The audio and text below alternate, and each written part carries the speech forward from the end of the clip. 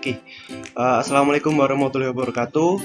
Perkenalkan, nama saya Ahmad Saifullah Muhammad Gaddafi.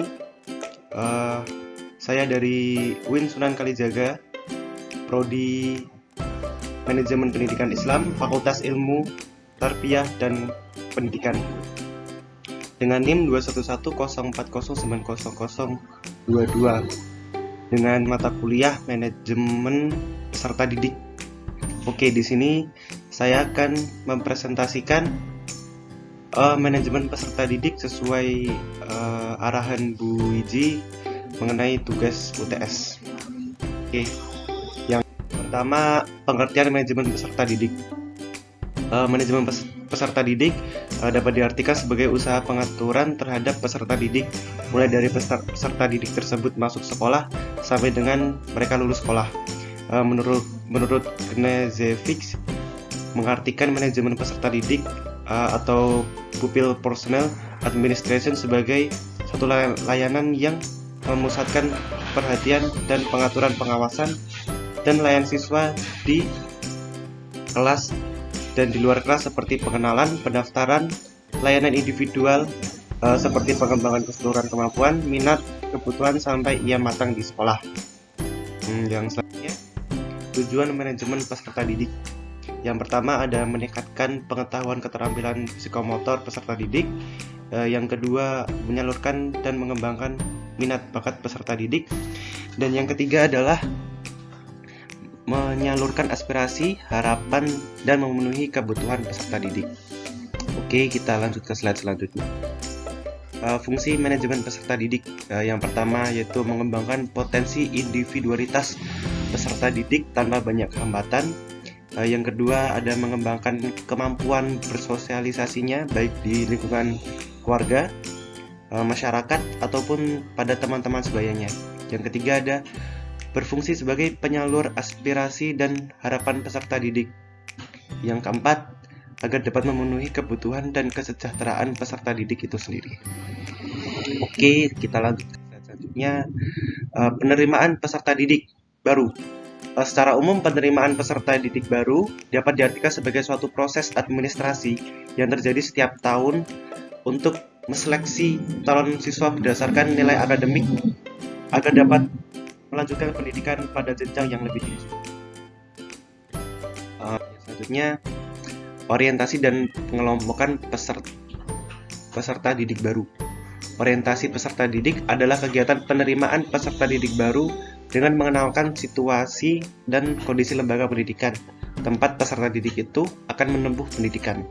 Pengelompokan peserta didik adalah kegiatan mengidentifikasi peserta didik dari segi persamaan maupun perbedaan di antara peserta didik tersebut. Tujuan orientasi adalah mengelompokkan tujuan orientasi dan pengelompokan peserta didik baru. Pengelompokan itu tujuannya peserta didik dapat mengerti dan mentaati segala peraturan yang berlaku di lembaga pendidikan tersebut. Tujuan orientasi adalah memudahkan peserta didik dalam mengembangkan pengetahuannya. Oke, lanjut selanjutnya. Apa itu sistem zonasi? Jadi di Indonesia menggunakan sistem zonasi di beberapa daerah di Indonesia. Menurut KBBI, kata zonasi dimaknai sebagai pembagian atau pemecahan suatu areal menjadi beberapa bagian sesuai dengan fungsi tujuan pengelolaannya.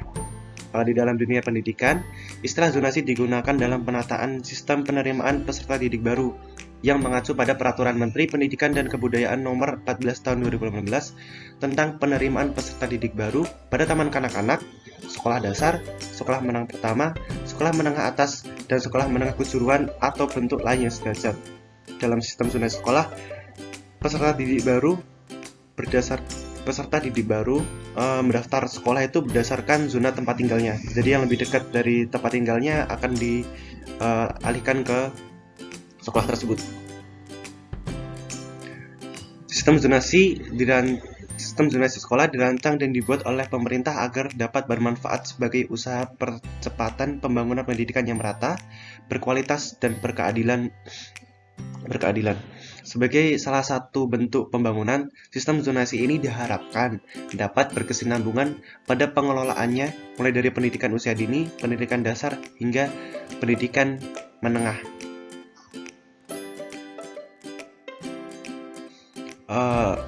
Dalam sistem zonasi sekolah ini, di lingkungan masyarakat ada yang pro dan ada yang kontra. Nah, bagi masyarakat yang pro, mereka memiliki pemikiran seperti ini. Masyarakat yang pro itu berpendapat bahwa sistem ini kita tidak perlu membedakan mana sekolah favorit dan mana sekolah yang biasa-biasa saja. Pemerataan mutu pendidikan akan membaik dan memberikan kesempatan siswa yang tidak bersekolah di sekolah favorit untuk meningkatkan kompetensi mereka dibanding dengan siswa-siswa yang ada di sekolah favorit.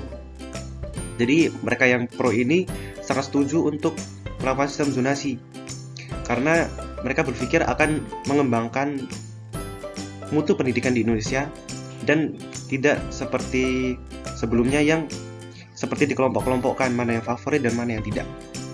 Oke, tapi di selain ada orang yang pro dengan sistem zonasi ini, ada orang yang kontra dengan sistem zonasi ini. Masyarakat yang kontra akan sistem zonasi berpendapat jika menggunakan sistem zonasi, mereka tidak bisa memastikan kualitas sekolah yang akan dituju oleh siswa baru. Mereka juga berpendapat bahwa masih banyak sekolah-sekolah yang minim kesiapan di sektor sarana bagi siswa.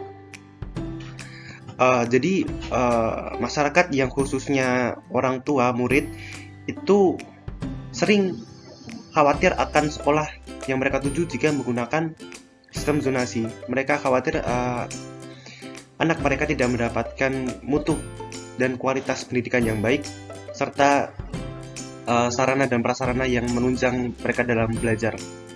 Nah, untuk menanggapi pro dan kontra masyarakat dalam sistem zonasi, kita memerlukan yang namanya solusi.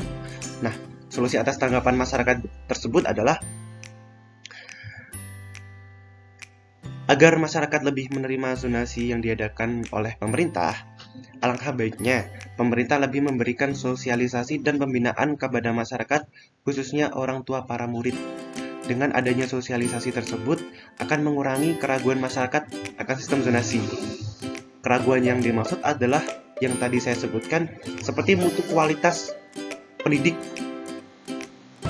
atau para pengajarnya, serta sarana dan prasarana di sekolah yang bisa menunjang pembelajaran murid agar lebih lancar. Seperti itu.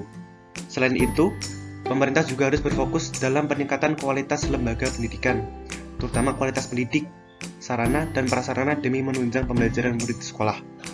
Mungkin segitu saja yang bisa saya sampaikan. Semoga yang tadi saya sampaikan bermanfaat. Kurang lebihnya mohon maaf, meskipun banyak kurangnya saya tahu. Wassalamualaikum warahmatullahi wabarakatuh.